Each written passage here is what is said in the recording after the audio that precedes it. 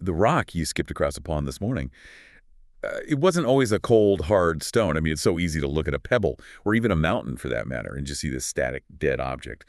But, millions of years ago, that rock was basically a 1,200-degree chemical reactor, just boiling deep inside the Earth's mantle.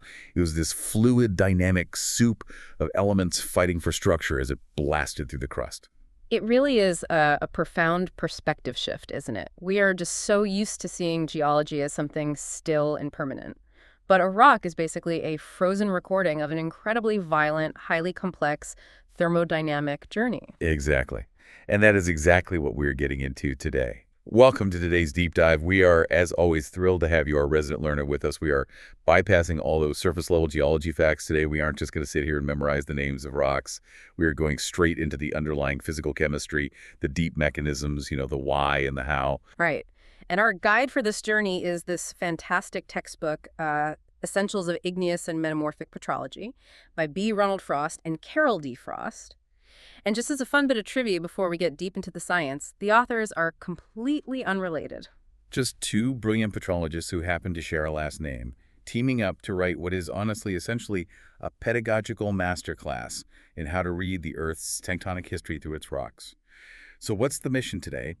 Well, we're going to conduct a structured, chapter-by-chapter exploration, tracing the entire life cycle of a rock, from its birth as a glowing liquid in the mantle, to its eruption and crystallization, and finally, to what happens when it gets buried, crushed, and fundamentally transformed. Looking at a rock and just naming it is like reading the cover of a book and claiming you know the story. Today, we're opening the book to read the thermodynamic history inside every crystal. It's a huge journey, going from igneous petrology, so the study of magmas and the rocks they form when they cool, right into metamorphic petrology, which is the study of how rocks change their internal structure without ever actually melting. Yeah. So let's start at the very beginning with Chapter 1, Introduction to Igneous Petrology. What is the big idea here? The big idea is that igneous rocks are the foundational materials of the Earth, formed from the solidification of magma, and their textures and mineralogy provide a direct physical record of their cooling history. Right. So let's get into the advanced deep dive on this. When a geologist picks up an igneous rock, the first thing they have to do is classify it. And I was fascinated to learn in the text that there is essentially a dual approach to this. You've got the visual mineralogical classification, the IUGS system, and then you have a purely chemical classification. Why the split? Well, it comes down to the realities of fieldwork versus, the precision of a laboratory. The IUGS classification is based on something called modal proportions. That's just a fancy way of saying, what percentage of this rock is made of specific visible minerals. They look at quartz, alkali feldspars, plagioclase feldspars, and mafic minerals. Those are the dark iron and magnesium-rich ones. If you are standing on a rocky outcrop with a hand lens and the rock is coarse-grained, you can literally just eyeball these percentages and assign the rock a name. Right. But that only works if you can actually see the crystals. I mean, what if the magma erupted violently from a volcano, hit the cold air, and cooled so fast that it turned into microscopic crystals, or even just solid glass? Exactly. You can't visually identify minerals that haven't had the time to grow large enough to see. And that is where the chemical classification comes in to save the day.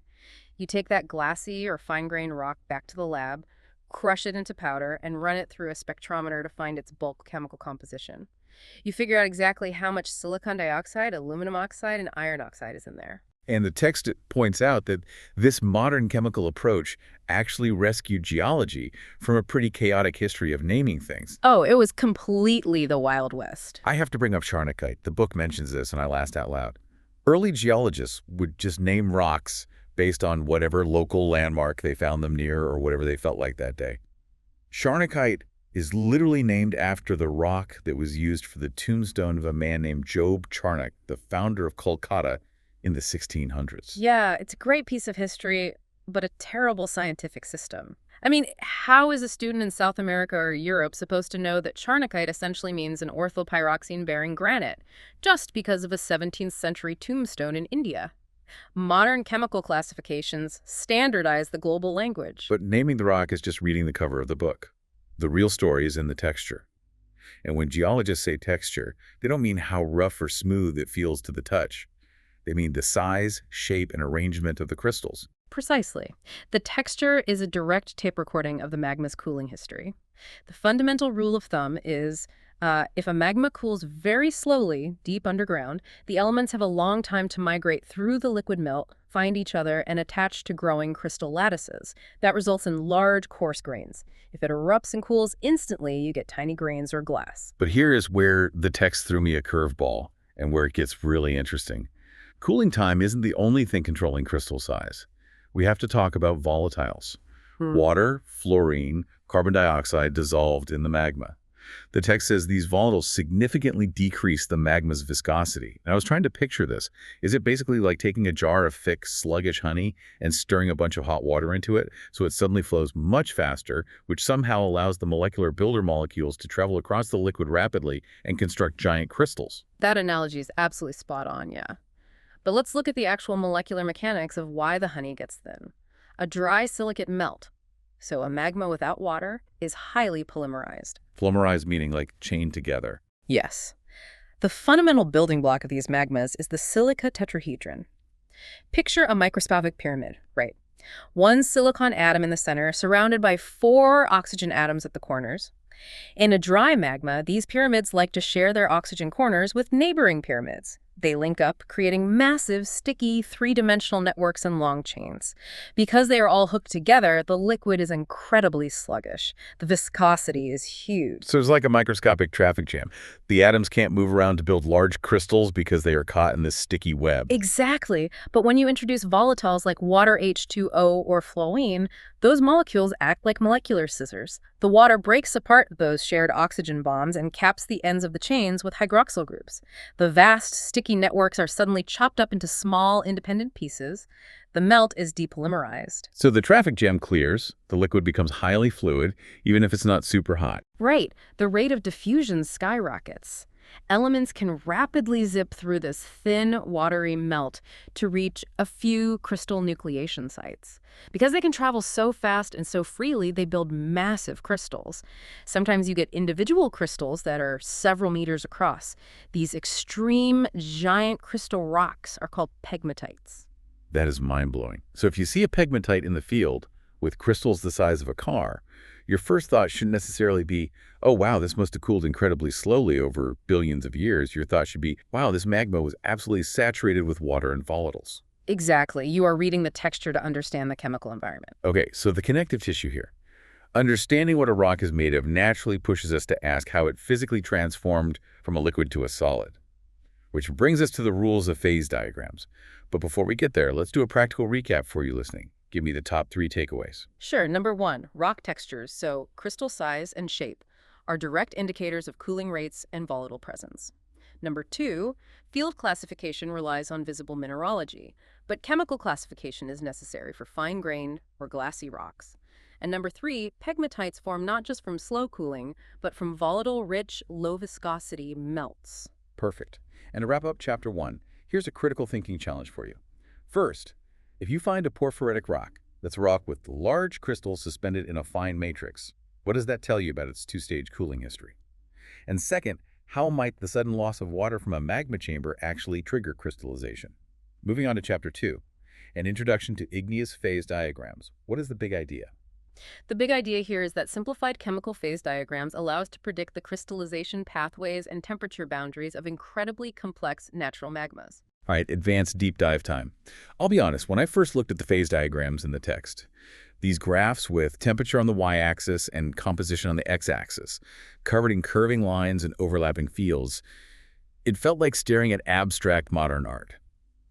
But there are strict thermodynamic rules at play here. Let's start with the big one, the phase rule.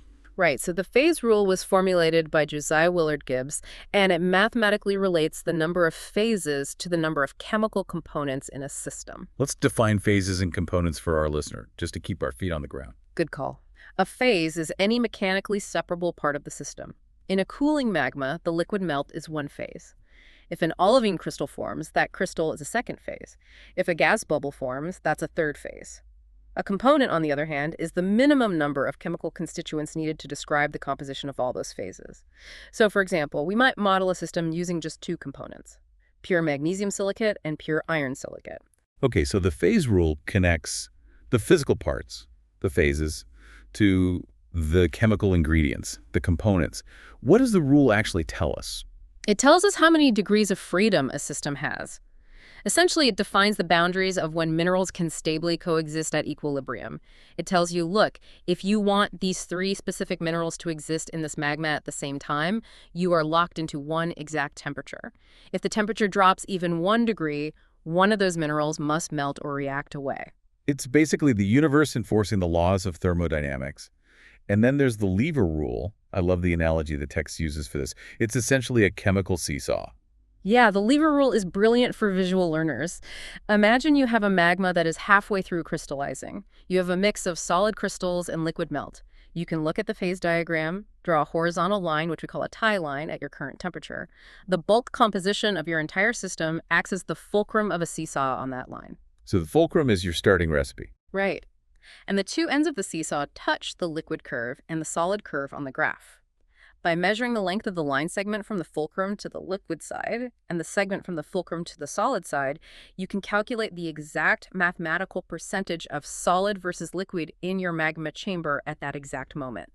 If the fulcrum is way closer to the solid side, well, your magma is mostly crystallized. That turns a static graph into a really interactive tool. But the concept in these diagrams that really blew my mind was the eutectic point. The text emphasizes these binary diagram systems with 2 components that meet at a eutectic. What is a eutectic point, and why does it matter for the Earth? A eutectic point is the lowest possible melting temperature of a mixture of 2 or more components, and here is the physical magic of it. At the eutectic temperature, a rock can generate massive volumes of melt without the temperature of the system rising by even a fraction of a degree. Wait, pause. If I'm pumping heat into a rock, how does it melt without getting hotter? Think about boiling water on your stove. You have a pot of water at 100 degrees Celsius. It's boiling. You turn the burner up to maximum. Does the liquid water get to 110 degrees? No, it stays at 100 until it all turns to steam. The extra heat just makes it boil faster. Exactly. All that thermal energy goes into breaking the physical bonds to change the phase from liquid to gas, rather than raising the kinetic energy or temperature of the water. The eutectic point works the same way, but for melting rock. If the Earth's mantle hits a eutectic point, the temperature stalls. All the immense heat energy from the deep Earth gets dumped directly into breaking chemical bonds, melting rock into magma. So in nature, this eutectic-like behavior means that the Earth can generate enormous oceans of magma in a very narrow temperature window. It's an incredibly efficient magma factory. Precisely. Now, once that magma forms, it wants to evolve. It cools, minerals crystallize, and the remaining liquid changes its chemical makeup. But it can't just become anything. The text introduces the concept of a thermal barrier, and it uses the composition of albite as the classic example. Albite being a type of sodium-rich feldspar. Why is it a barrier? Think of a thermal barrier, like a towering mountain ridge separating 2 deep valleys. A magma's initial starting composition determines which valley it gets dropped into. As the magma cools and crystallizes, its chemical composition rolls down the slope deeper into its respective valley. Meaning its chemistry is evolving toward the lowest temperature point in that specific valley. Right. But it cannot spontaneously reverse thermodynamics, climb up over the thermal ridge, and roll into the other valley. In petrology, albite acts as this ridge. On one side of the albite ridge, you have magmas that are saturated with silica. They have more than enough silica to build their minerals, and the leftover silica crystallizes as pure quartz. And on the other side? On the other side, you have magmas that are undersaturated in silica. They are starved for it. They can't form quartz. Instead, they form a mineral called nepheline, which requires much less silica to build its lattice. Yeah. Because albite sits on a thermal high point between these 2 systems, a silica-saturated magma can never, ever evolve to become a nepheline-bearing rock. It is a fundamental, uncrossable fork in the evolutionary road. The universe says you chose your path, now you're stuck with it. But what is the actual mechanism driving the magma down into these valleys? How does the liquid change its chemistry over time? The primary engine driving this is called fractional crystallization. And to understand it, we have to contrast it with equilibrium crystallization. If a magma is undergoing equilibrium crystallization, the crystals that form stay suspended in the liquid. They are in constant chemical communication with the melt. As the temperature drops, the crystals actually react with the liquid, changing their own internal composition to stay balanced with the new temperature. So they are constantly adjusting, they are dynamic? Yes. But in nature, things are rarely that perfect. Fractional crystallization occurs when the crystals are physically removed from the melt the moment they form. Removed how? Like they sink. Exactly. Imagine a magma chamber deep underground. As it cools, heavy, dense minerals like olivine, which is packed with iron and magnesium, start to crystallize. Because they are heavier than the surrounding liquid, they sink to the bottom of the chamber and pile up. They are now isolated. They can no longer communicate with or react with the liquid above them. Oh, I see. And because they took all that magnesium with them to the bottom, the liquid left behind at the top is fundamentally robbed of magnesium. You've got it. The remaining melt is permanently altered. By removing the magnesium-rich olivine, the leftover liquid suddenly becomes highly enriched in iron and silica relative to its starting state. Fractional crystallization is the ultimate sorting mechanism. It takes a primitive, uniform mantle melt and systematically strips elements out of it, driving the remaining liquid toward wildly different evolved compositions. Okay, I have a thought experiment based on this. If equilibrium crystallization allows a crystal to constantly adjust its chemistry as it grows, what happens if the liquid is cooling a bit too fast? Like the inside of the crystal formed at a high temperature, but before it can react and adjust to the dropping temperature, a new layer of crystal grows around it, trapping the core. You are describing chemical zoning, and it happens all the time. The crystal ends up looking like a microscopic tree stump with chemical tree rings. The core might be calcium-rich, the next ring is slightly more sodium-rich, and the outermost rim is heavily sodium-rich, reflecting the changing liquid it grew in. But wait, the text points out something very specific. Zoned plagioclase crystals are incredibly common, but zoned olivine crystals are quite rare. Why would one mineral zone and the other one doesn't? This is where we have to look at the crystal lattice. Remember those silica tetrahedra we talked about? In plagioclase feldspar, to change the chemistry from calcium-rich to sodium-rich, you don't just swap the calcium and sodium atoms. You actually have to break apart the tightly bound silica and aluminum tetrahedra in the framework to maintain an electrical charge balance. It's structurally very difficult. It takes a lot of energy and time, so the crystal often just gives up, locks the old chemistry in the core, and grows a new layer on top. Hence, zoning. And olivine. Olivine is structurally much simpler. The iron and magnesium atoms sit in relatively loose open sites between isolated silica tetrahedra. They aren't part of a locked 3D framework. So iron and magnesium can rapidly diffuse in and out of the crystal, constantly keeping the whole crystal in equilibrium with the melt, even if the temperature is dropping quickly. It constantly erases its own tree rings. Therefore, no zoning. That is deeply elegant. The physical shape of the atomic lattice dictates whether the crystal can preserve its own history. But let me offer a pushback here. If natural magmas have over 9 major elements, plus trace elements, plus volatiles, isn't using a simple 2-component phase diagram to predict a volcano like trying to predict the global stock market using only 2 companies? How do these simple models actually hold up in the messy reality of nature? It's a very fair critique, and one that early petrologists really struggled with. A 2-component system is a severe, almost absurd simplification of a basalt. However, what we found through decades of experimental work is that the topology of the diagram scales up. The topology meaning the shape of the rules. Yes. The fundamental geometries, how eutectics operate, how thermal barriers divide chemical families, how fractional crystallization drives a liquid away from the solid composition, those laws remain remarkably consistent even when you add 6 more dimensions of chemical complexity.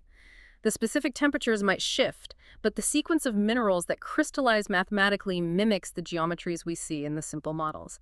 It is a simplification, but it is an incredibly robust, predictive model. That makes sense. We use the simple model to understand the rules of the road. So the connective tissue, heading into chapters 3 and 4, phase diagrams, show us the idealized roadmap, but natural magmas are messy mixtures. We must now apply these idealized rules to actual silicate melts. But first, let's do a practical recap. Right, so 3 takeaways. 1, true eutectic melts are rare, but eutectic-like melting generates massive magma volumes in narrow temperature windows. 2, fractional crystallization drives a melt's composition away from the composition of the sinking crystals. And 3, thermal barriers create evolutionary forks in the road for magmas that cannot be crossed. Awesome. And for your critical thinking challenge, why are zoned olivine crystals rare, but zoned plagioclase common? Apply the concept of simple elemental exchange versus tightly bound tetrahedral sites. Also, how does the accumulation of sunken crystals at the bottom of a magma chamber explain layered mafic intrusions? Great questions to mull over. Let's jump into chapters 3 and 4, silicate melts, magmas, and igneous chemistry. What is the big idea?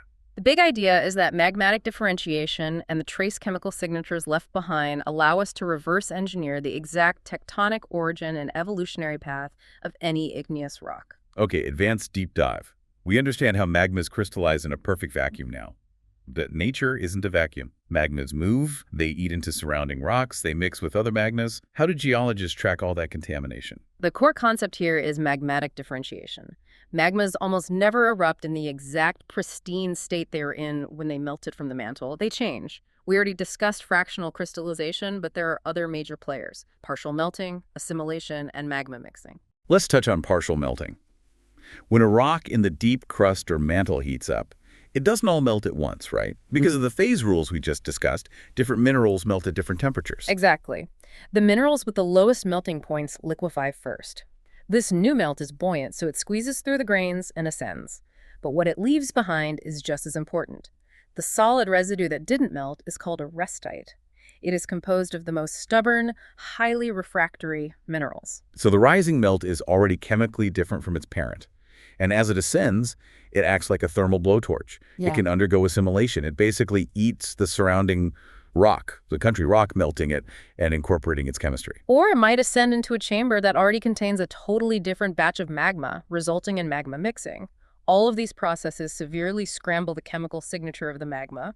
To sort through this mess, geologists utilize major element indices. The text lists a few of these, like the modified alkali lime index, the iron enrichment index, the aluminum saturation index. I imagine these act like chemical fingerprints. They do. They help us cut through the noise and immediately identify the tectonic environment the rock was born in. For instance, the iron enrichment index tracks how iron behaves relative to magnesium as the magma cools. Magmas that form at mid-ocean ridges, pulling apart in a dry environment, follow a path of extreme iron enrichment. But magmas that form in wet subduction zones do not, or take the aluminum saturation index. If a magma ascending from the mantle spends a lot of time stalled in the continental crust, assimilating ancient aluminum-rich sedimentary rocks, the final magma will be highly enriched in aluminum. We call it paraluminous. If you find a paraluminous granite, you instantly know it had to interact with thick continental crust. But major elements, silicon, iron, aluminum, are just the blunt instruments. Where the text gets absolutely fascinating is trace elements. These are elements present in microscopic amounts, measured in parts per million. And because they are so rare, they are hypersensitive to changes. The text uses an incredible example that I want us to walk through: lunar creep basalts. Creep. It's an acronym that stands for potassium, which is K, rare earth elements, REE, and phosphorus, P. When the Apollo 12 astronauts brought back these specific basalts from the moon, scientists were completely baffled. They had bizarrely, almost impossibly high concentrations of these specific trace elements compared to normal moon rocks. And trace elements allowed petrologists to mathematically reverse engineer exactly how they formed. The text explains this using one of those rare earth elements, cerium. It states that cerium has a distribution coefficient, or D, of 0.1 between the mineral plagioclase and the basaltic liquid. Let's break that math down. What does a D of 0.1 actually mean? A distribution coefficient is basically a measure of preference. When a crystal is growing in a liquid melt, it has to decide which elements to incorporate into its lattice and which to reject. A distribution coefficient of exactly 1.0 means the crystal doesn't care. The element is perfectly balanced between the solid and the liquid. But a D of 0.1 means that the mineral plagioclase strongly rejects cerium. For every 10 atoms of cerium floating in the liquid, only 1 atom gets trapped inside the plagioclase crystal. The crystal lattice is just too tight for the bulky cerium atom. We call it an incompatible element. So I have a massive lunar magma ocean, and it starts cooling.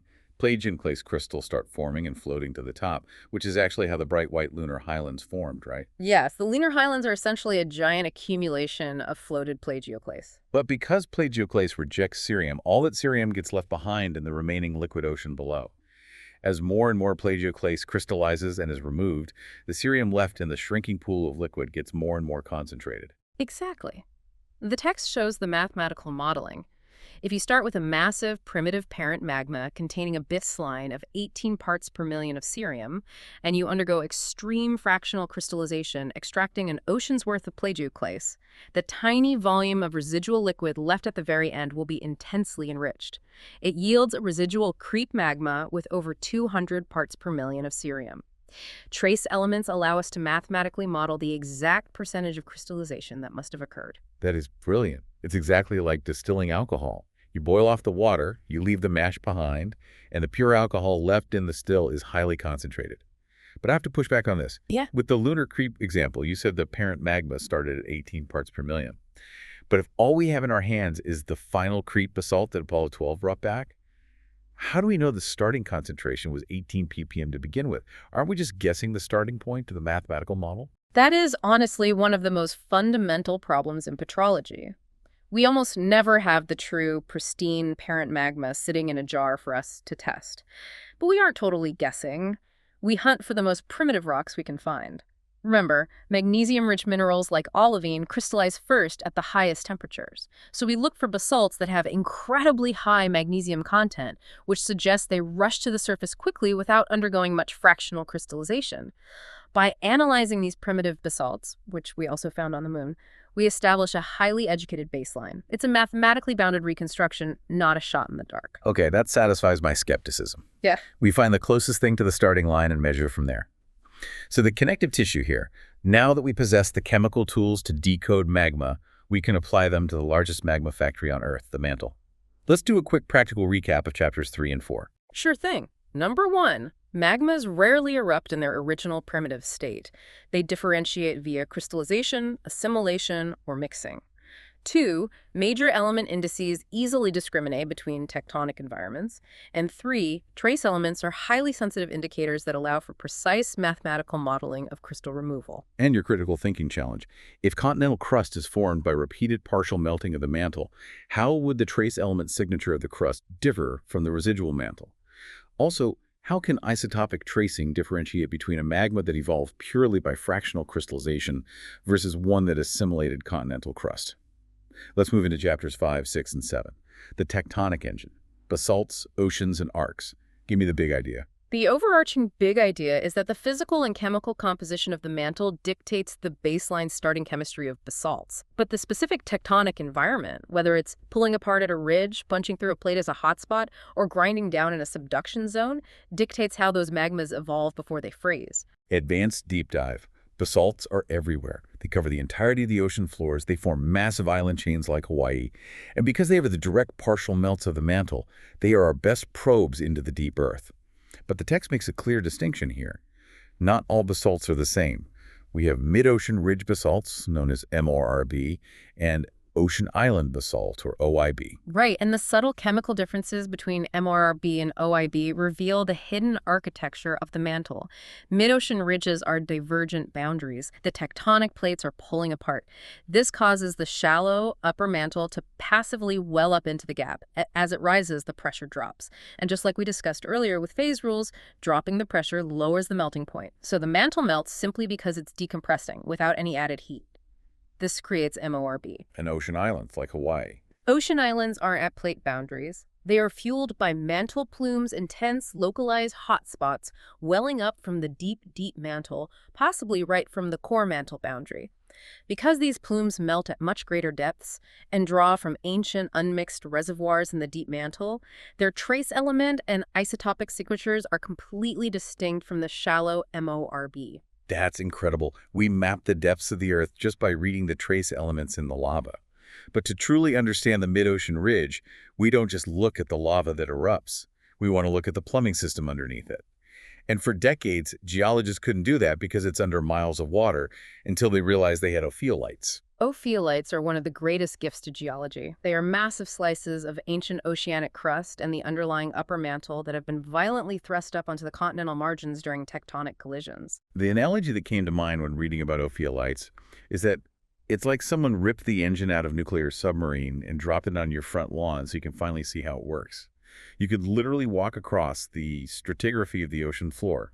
You start at the bottom in the deep mantle peridotite, walk up into the layered gabbros of the magma chamber, then up through the vertical sheeted dikes where the magma squirted upward, and finally arrive at the pillow basalts that erupted into the freezing seawater. It is a perfect fossilized cross-section.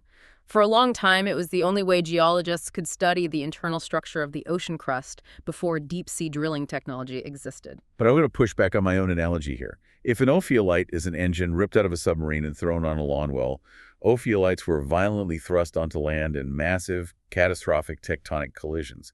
Mountains were built. How do we know we aren't looking at a severely damaged, broken, or chemically anomalous engine that doesn't actually represent a normal mid-ocean ridge? You've hit on a debate that raged in petrology for decades, and the truth is you are absolutely right to be skeptical.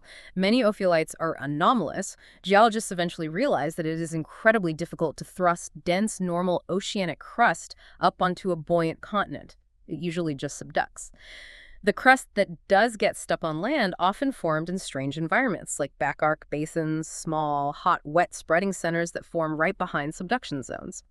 So the chemistry of many ophiolites actually carries a subtle subduction zone signature, not a pure mid-ocean ridge signature. We had to refine the ophiolite model using trace elements and actual seafloor drilling to understand the difference between the fossil on land and the live engine in the ocean. That is the scientific method in action, cross-referencing the fossil with the live specimen. So that is how the ocean crust is born. But what happens when it dies? It gets dragged back down into the mantle at convergent margin subduction zones. And that destruction creates volcanic arcs, like the Ring of Fire. Subduction zones are the great chemical recycling plants of the Earth. As the cold oceanic crust is dragged down into the hot mantle, the immense pressure squeezes out all the water that was trapped in the rock from its time at the bottom of the ocean. And based on what we learned about volatiles in Chapter 1, when that water rises into the hot mantle wedge above the subduction plate, it acts as a flux. It chops up the silica networks, lowers the melting point, and triggers massive melting. Exactly. This creates magma, but there are two distinct flavors of volcanic arcs, depending on what is sitting above the subduction zone: island arcs and continental arcs. In an island arc, like the Aleutians or Japan, the magma ascends through relatively thin oceanic crust. It might differentiate a bit, but it remains fairly mafic-so, rich in iron and magnesium. But in a continental arc, like the Andes in South America or the Cascades in the U.S., that ascending magma faces a monumental hurdle. It has to melt, burn, and assimilate its way through tens of kilometers of thick, ancient, cold, silica-rich continental crust. And that journey fundamentally changes the magma. As it stalls in the deep crust, it undergoes massive fractional crystallization, dropping its heavy iron and magnesium minerals. At the same time, it melts the surrounding continental crust, which is packed with quartz, feldspar, and old sedimentary rocks, and assimilates that material. This is where we get back to that term we used earlier, periluminous. The magma becomes incredibly enriched in silica and aluminum. Drastically. It forms immense bodies of granodiorite and granite deep underground. These are the massive cordilleran batholiths, like the Sierra Nevada mountains, which are just the exhumed frozen magma chambers of an ancient arc. And when this highly viscous, sticky, silica-rich magma does manage to reach the surface, it erupts explosively as andesite and rhyolite. The text highlights Mount St. Helens as a textbook example of this. Mount St. Helens didn't just erupt the same exact lava every time. Over its history, it erupted a sequence of lavas that changed chemically. This proved to geologists that the magma chamber beneath it wasn't just a static tank of liquid. It was an actively evolving chemical system, undergoing fractional crystallization and periodically mixing with fresh, hot pulses of new basalt from the mantle below. It's a completely dynamic breathing system. Okay, the connective tissue here. Subduction zones and mid-ocean ridges occur at the edges of plates, but what happens when massive thermal anomalies punch straight through the middle of a thick continent? We'll get to that, but first, the practical recap for 5, 6, and 7. All right. 1, basalts are direct partial melts of the mantle. They are our best probes, the deep earth. 2, ophiolites provide a visible, stratified cross-section of ancient ocean crust. And 3, continental arc magmas are distinct from island arcs, largely because they must melt and assimilate their way through thick continental crust. And your critical thinking challenge. How do you account for the structural and chemical differences between fast-spreading and ultra-slow-spreading mid-ocean ridges? And why are plutonic rocks like cordilleran batholiths and volcanic rocks in continental arcs essentially the same material, just crystallized at different depths? Yeah. All right, let's look at chapters 8, 9, and 10. Intracontinental magmatism and granites. Big idea. The big idea is that intercontinental settings produce the smallest volume but the widest and most bizarre variety of igneous rocks due to the complex interplay of mantle plumes, continental rifting, and thick lithosphere. Time for the advanced deep dive. When magma tries to punch through a continent, weird things happen. First, you get continental flood basalts. These are unimaginable outpourings of lava that can cover hundreds of thousands of square kilometers, like the Deccan traps in India or the Siberian traps. But then you get the truly bizarre stuff. Kimberlites. Yeah, kimberlites are the ultimate deep Earth express elevators. They are volatile, rich magmas packed with carbon dioxide and water that originate incredibly deep in the mantle. We're talking 150 to 200 kilometers down. That is deep enough to be in the diamond stability field. So they literally pick up diamonds from the deep mantle and bring them to the surface. Mhm. But how do the diamonds survive? Why don't they just melt or turn into graphite on the way up? Because of the speed of ascent. As this volatile, rich magma rises, the surrounding pressure decreases. The dissolved gases, the CO2 and water, begin to expand aggressively. It's like shaking a bottle of champagne and popping the cork. The expanding gas accelerates the magma, essentially blasting a supersonic borehole straight through the crust. Supersonic. Yes, they erupt explosively, forming narrow, carrot-shaped pipes. Because the journey from 150 kilometers deep to the surface happens in a matter of hours or days, the diamonds don't have time to re-equilibrate to the low pressure and turn into graphite. They are quenched and locked in. That is staggering. A supersonic diamond elevator. Hmm. But while kimberlites are cool, I am personally obsessed with bimodal volcanism. The text uses the Yellowstone Snake River Plain system as the textbook example. In this system, you get vast amounts of basalt, which is a low silica, dark, runny rock. And you get vast amounts of rhyolite, which is a high silica, explosive, light-colored rock. But you get almost zero intermediate rocks, like andesite. I was trying to conceptualize this, and it's like going to a bizarre restaurant that only serves bloody raw meat or completely burnt charred toast with absolutely no medium rare option anywhere on the menu. Why doesn't the magma just mix in the middle to create an intermediate rock? It's a really great question, and it has to do with density and heat transfer. The leading model is that the hot, primitive basaltic magma rises from the mantle plume, but when it hits the base of the thick continental crust, it stalls. Basalt is dense and heavy. It doesn't have the buoyancy to easily push all the way through the lighter continental crust. So it just sits there pooling at the bottom. It sits there, and it acts like a giant subterranean hot plate. It bakes the overlying continental crust. Now, continental crust has a relatively low melting point because it's rich in quartz and feldspar. So the crust melts, creating a highly silicic, sticky rhyolite magma. Because this rhyolite melt is very light and buoyant, it rises to the surface and erupts violently, forming the massive Yellowstone calderas. Okay, so that's the burnt toast. Where does the raw meat come in? Well, later, after the rhyolite has erupted and the crust is heavily fractured, depleted, and stretched thin by tectonic rifting, the basalt at the bottom finally finds physical pathways to rise and erupt directly. Now, why don't they mix? Because they are physically alien to each other. The basalt is extremely hot and fluid. The rhyolite is cooler and incredibly viscous and sticky. Trying to mix them is like trying to stir hot water into cold peanut butter. They just don't integrate. So you get the two extremes erupting at different times and nothing in between. That perfectly explains the bimodal mystery. Density and viscosity keep them separated. But what about the magma that never makes it to the surface? The intracontinental plutons. The text highlights layered mafic intrusions, specifically the Bushveld complex in South Africa. The Bushveld is a geological wonder and an economic powerhouse. It is a massive, slow-cooling body of basaltic magma. It is hundreds of kilometers across. Because it cooled so slowly and was periodically injected with fresh pulses of magma, the minerals that crystallized settled out in distinct, spectacular horizontal layers, almost like sedimentary rock. And because of fractional crystallization, it concentrated specific elements into specific layers, right? Exactly. It holds some of the world's largest, most concentrated reserves of chromium and platinum group elements locked into very narrow, distinct stratigraphic bands. We also get anorthosites in these continental settings. Rocks bizarrely made of almost 90% plagioclase feldspar. And finally, granites. The text classifies granites into four main types based on their chemistry and their tectonic birthplaces: paraluminous, Caledonian, Feroan, and cordylar. We touched on paraluminous and cordilleran earlier when discussing continental arcs. Feroan granites, like the Pikes Peak batholith in Colorado, are incredibly iron-rich and are the classic signature of these deep intercontinental rifts and hotspots. Caledonian granites, on the other hand, represent post-collisional settings, magmas that form after mountain-building events end, and the thickened crust begins to relax and melt. The ultimate takeaway here is that a granite is not just a granite. By looking at its trace element chemistry and its mineralogy, we can decipher the exact tectonic event that birthed it billions of years ago. All right, connective tissue time. We've traced the life cycle of magmas from the mantle to the crust in every tectonic setting. But the Earth is dynamic. Once these rocks cool and become part of the crust, they are inevitably subjected to new heat, pressure, and tectonic burial, which leads us into the realm of metamorphism. First, practical recap.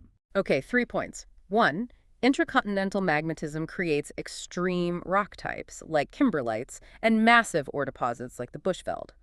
2, bimodal volcanism yields both basalts and rhyolites, but skips the intermediate andesites. And 3, granites are not all the same. Their chemistry directly reveals their specific tectonic birthplaces. And your critical thinking challenge. Provide 2 explanations for why intermediate compositions are missing in bimodal volcanic suites. And how does the layering in the Fisk-Knesset intrusion reflect the phase diagram crystallization sequences we discussed earlier? Moving on, let's cross the threshold into Chapter 11 and 14. Metamorphic foundations and thermobarometry. Give me the big idea. The big idea is that metamorphism is the solid-state recrystallization of rocks driven by heat, pressure, and fluids, stopping only when the rock begins to melt, which is called anatexis. Let's do the advanced deep dive. The analogy that works best for me here is baking bread. You take flour, water, and yeast. Those are your starting ingredients, your protolith. You apply heat and pressure in the oven. The ingredients react and fundamentally restructure into a loaf of bread. But at no point does the bread turn into a puddle of liquid soup in the oven. If it melts, you've gone too far. That's a highly accurate analogy, yeah. The boundaries of metamorphism are very strictly defined. At the low-temperature, shallow end, you have diagenesis. That is just the compaction and cementation of loose sediments into a sedimentary rock. But as you bury it deeper, the temperature and pressure rise until the existing minerals become thermodynamically unstable. They break down and react to form new minerals. The moment those chemical reactions start, you cross the boundary into metamorphism. And what is the upper boundary? How hot can the oven get? The high temperature limit is called anatexis. That is the exact moment the rock begins to undergo partial melting. Once it melts, you are back in the igneous domain. Now, rocks that are caught right at this boundary, where they have been heated so intensely that they begin to sweat out small droplets of silica-rich melt, but the bulk of the rock remains solid, are called migmatites. They are essentially half metamorphic, half igneous hybrids. They are the burnt crust on the bread that is just starting to catch fire. And there are different physical environments where this baking process happens. Regional metamorphism happens over vast areas, covering thousands of square kilometers, usually deep in the roots of colliding mountain ranges where pressure and heat are intense. Contact metamorphism is much more localized. It's when a hot magma body intrudes into the shallow crust and literally bakes the country rock right next to it. We also have dynamic metamorphism. This occurs in highly localized shear zones, like deep faults. Here, intense mechanical deformation, grinding, and strain energy actively drive the mineral reactions, often reducing the grain size and creating strongly foliated rocks called mylanites. And finally, hydrothermal metamorphism, where hot, chemically active fluids circulate through the rock, stripping out some elements and introducing new ones. So we know metamorphism requires heat and pressure. But how do geologists figure out the exact temperature of the oven millions of years after the fact? This brings us to thermobarometry. I have to admit, when I hit this chapter, the math looked incredibly intimidating. Thermobarometry is the mathematical heart of modern metamorphic petrology. It sounds complex, but the concept is elegant. We use thermodynamic data specifically, calculations of Gibbs free energy and equilibrium constants, to determine the exact quantitative pressures and temperatures at which a specific group of minerals coexisted in equilibrium. The text draws a very sharp distinction between 2 types of chemical reactions used for this: mass transfer reactions and ion exchange reactions. Why does the type of reaction matter for finding temperature versus finding pressure? It matters entirely. Let's look at ion exchange reactions first. Yeah. This involves 2 minerals sitting next to each other and simply swapping atoms of similar size, most commonly iron and magnesium swapping places between a garnet crystal and a biotite crystal. So they're just trading baseball cards. Exactly. And because iron and magnesium are very similar in size, trading them doesn't significantly change the physical volume of the crystals. Because the volume doesn't change, this reaction doesn't care very much about external pressure. but it cares deeply about thermal energy. As the temperature rises, the thermal vibration allows more iron to migrate into the garnet and more magnesium into the biotite in a very predictable mathematical ratio. Therefore, ion exchange reactions make phenomenal geothermometers. They give us exact temperatures. Okay, so that's the thermometer. What about the barometer? That is where mass transfer reactions come in. These reactions involve minerals breaking down entirely to form completely new phases, which involves a significant change in physical volume. For example, low-density minerals reacting to form a new, highly dense, tightly packed mineral. Because the volume is changing drastically, this reaction is heavily controlled by external pressure squeezing the rock. It is less sensitive to temperature. Thus, mass transfer reactions give us excellent geobarometers. So by analyzing the iron-magnesium ratio in a garnet for temperature and looking at the presence of dense minerals for pressure, you can plot the exact depth and heat the rock experienced on a graph. But I have a pushback on the bread baking analogy from earlier. If a rock fundamentally restructures in the solid state under heat and pressure, how do we figure out what the original ingredients were? How do we know what the protolith was if the bread has been baked so completely that the original flour is gone? That's the real detective work, and the key to it is understanding that, for the most part, metamorphism is isochemical. Meaning the bulk chemistry doesn't change. Exactly. The elements don't magically leave the rock, they just rearrange themselves into new mineral structures. So if we grind up a hybrid metamorphic rock and analyze its bulk chemistry, and we find it is overwhelmingly rich in aluminum, potassium, and silica, we know mathematically that the only rock on Earth with that starting recipe is a mudstone or a shale. If the bulk chemistry is rich in magnesium, iron, and calcium, we know the protolith had to be a basalt. We trace the bulk chemistry backwards to the source. Which is exactly what the legendary petrologist Pentheus did. Which brings us to the metamorphic facies. The connective tissue here is, if thermobarometry is the modern computerized way to find exact temperatures, how did early petrologists map metamorphic terrains before computers existed? They used metamorphic facies. But first, practical recap. Right. 1, metamorphic rocks never melt. If they do, they cross back into igneous territory. 2, dynamic metamorphism proves that deformation actively drives mineral reactions. Yeah. And 3, thermobarometry calculates exact PT conditions using chemical equilibria, whereas older methods relied on mineral associations. And your critical thinking challenge. Yeah. Why is defining the high temperature limit of metamorphism melting easier than defining the low temperature limit? And what makes an ion exchange reaction a good geothermometer versus a good geobarometer? Moving into chapters 12 and 13, phase diagrams and metamorphic facies. Big idea. The big idea is that metamorphic facies categorize a predictable series of mineral changes that occur in basaltic rocks as they are buried and heated, acting as a broad map of crustal conditions. Advanced deep dive time. Escola was a visionary in 1915. He mapped these broad zones, these facies, and he brilliantly chose to use metabasites, metamorphosed basalts and gabbros, as his baseline.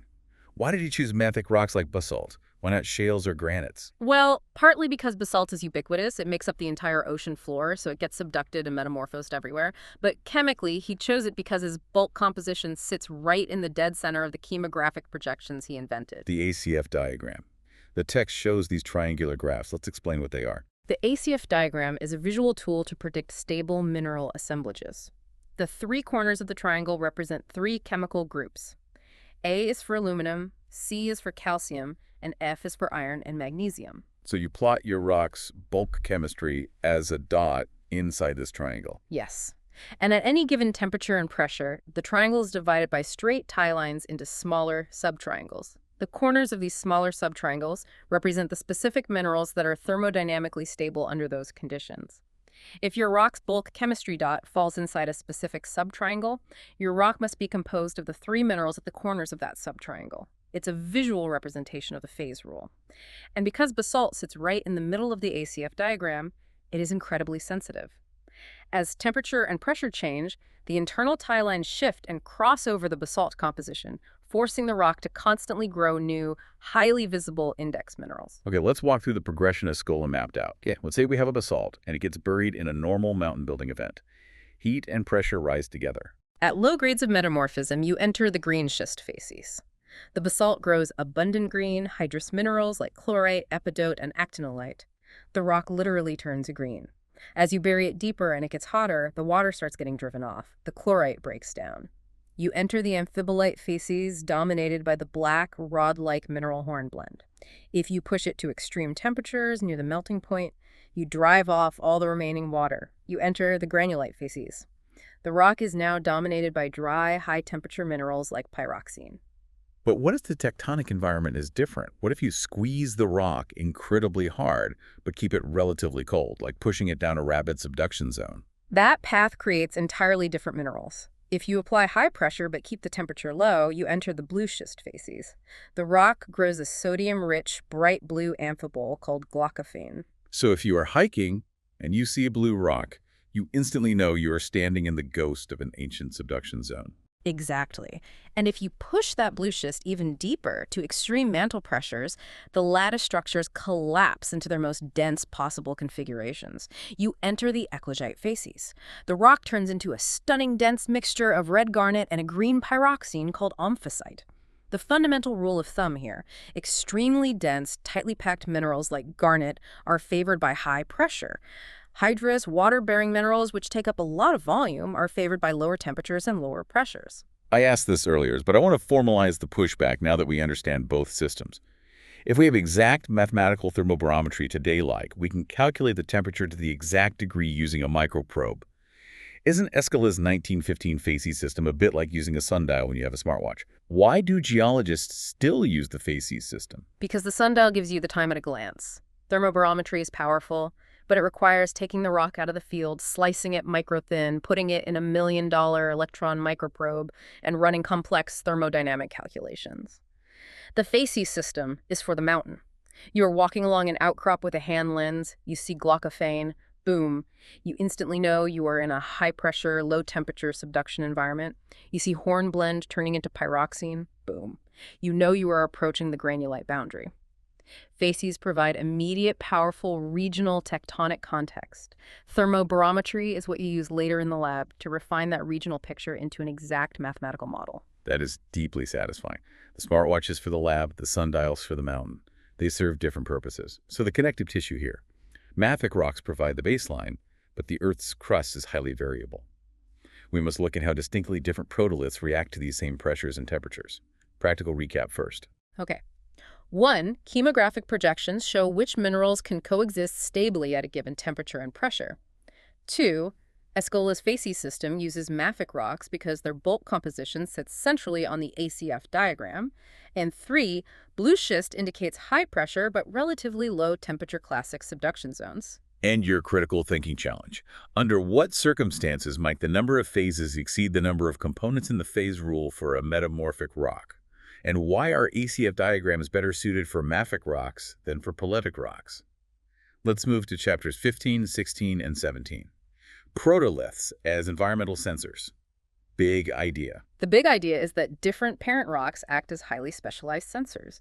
Peridotites track hydration, palites track continuous temperature and pressure shifts, and calcareous rocks act as monitors of fluid composition. Advanced deep dive. Let's look at the instruments in our toolkit. The text focuses first on peridotites. These are ultramafic rocks from the deep mantle packed with olivine.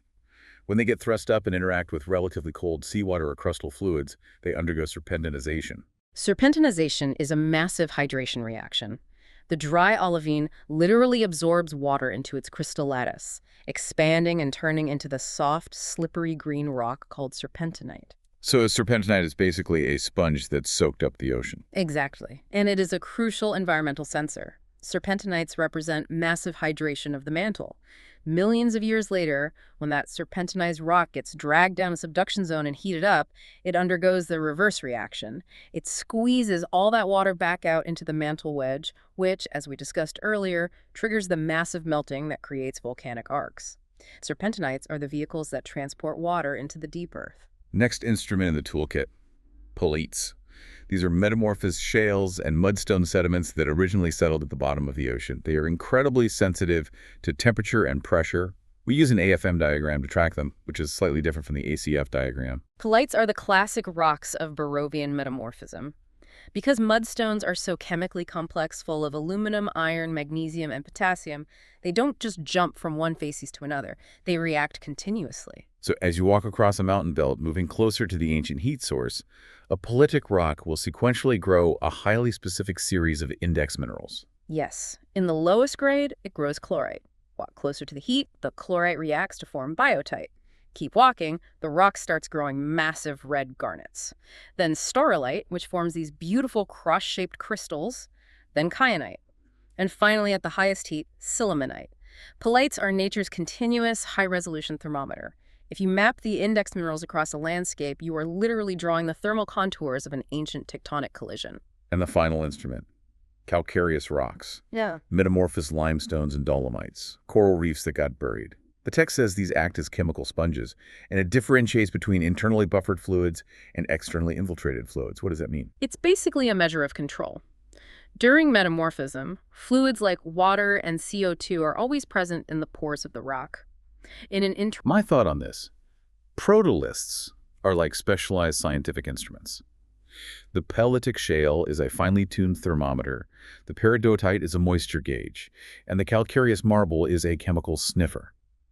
But can we ever find all three of these instruments in the exact same location to cross-check our readings?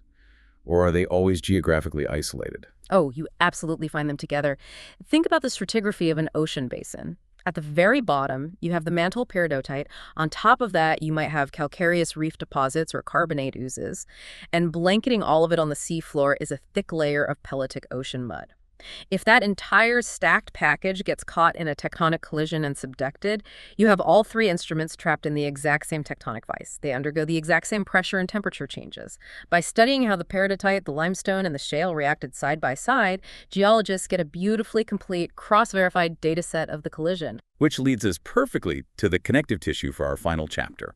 We now understand the microscale chemistry and the mesoscale rock types. It is time to zoom out to the macro scale. What do entire mountain ranges of these rocks tell us about the Earth? First, practical recap. 1. Serpentinized peridotites are crucial indicators of deep crust and mantle fluid interactions. 2. Pilitic rocks yield distinct index minerals for temperature mapping. And 3. Calcareous rocks reveal whether fluids were trapped internally or flowing through from the outside. And your critical thinking challenge. Is serpentinization truly a metamorphic process or something else?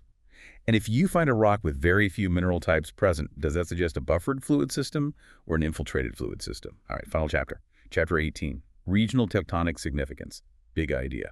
The big idea is that large-scale metamorphic terrains are the preserved tape recorders of ancient tectonic collisions, rifting, and ocean floor dynamics. Advanced deep dive. We use the metamorphic belts to trace the ghosts of ancient long-dead plate boundaries. If we map a terrain and find a massive linear belt of low-temperature, high-pressure blue schist, we know with absolute certainty we are looking at the ghost of a subduction zone, even if the ocean it consumed vanished a billion years ago. Conversely, if we find a high-temperature, low-pressure belt dominated by granulites and contact metamorphism, we are looking at the roots of an ancient volcanic arc or a continental rift. We also see the scars of continent collisions. When India smashed into Asia to form the Himalayas, it thrust massive slabs of crust deep underground, creating regional Barrovian metamorphism that is currently being brought to the surface by erosion.